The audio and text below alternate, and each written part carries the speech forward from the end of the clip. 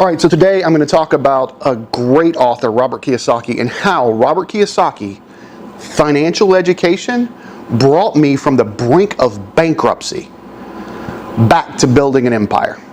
Stay tuned. I'm a man on a mission. My mission is to help people break through all the noise out there and Don't need no permission. I want to help you get to actual truth. Don't you just want the truth? All right, so if you don't know who Robert Kiyosaki is, Robert Kiyosaki wrote a book called Rich Dad, Poor Dad. Right after that, the next one is called Cash Flow Quadrant. Finally, the final one of the trilogy is called Rich Dad's Guide to Investing. I pretty much have all of Kiyosaki's books. This one was called The Unfair Advantage, which is very true. When you start to understand his financial education, and I'm not going to go into the whole thing, but I wanted to shoot this quick video to talk about one aspect. I get a lot of questions, especially since I'm in real estate. Define an asset. Define a liability. Okay? So we're going to put asset here, liability here. I can go into a whole accounting thing about what an asset is, what a liability is. But I'm going to give you a definition that is about as simple as they come. An asset puts money in your pocket. A liability takes money out of your pocket.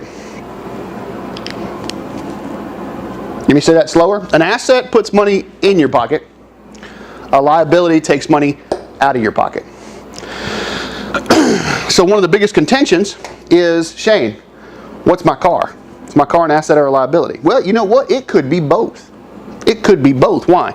Well, your car, if you just drive it around for you, then it's doing what? Taking money out of my pocket. I got to make the car note. Even if you own it free and clear, you got to pay insurance, you got to pay a tag, you got to put fuel in it.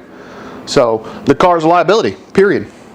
Could it be an asset? Sure, it could be an asset. What if you're driving for Lyft or Uber?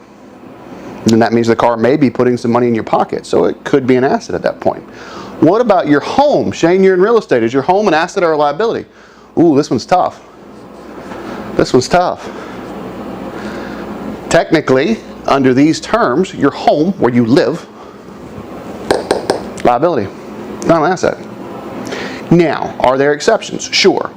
I just recorded a video a couple weeks ago about one of my clients that his home is a fourplex. He lives in one, rents out the other three. That would make his home an asset. For the most part, your home is a liability. Now don't get it confused, okay? We have to have shelter. That's a basic need of ours, right? So Shane, are you telling me not to buy a home? No, I didn't say that. I own a home. I have a home office. I use that as me and my accountant have worked out how much I can write off for that. That's fantastic. But I know that the home itself is a liability, and that's okay. Because that's the one liability I'm okay with. But what I want to concentrate on is assets. What about the credit cards? Do you think the credit card's an asset or a liability? That's an easy one, liability. Make sense?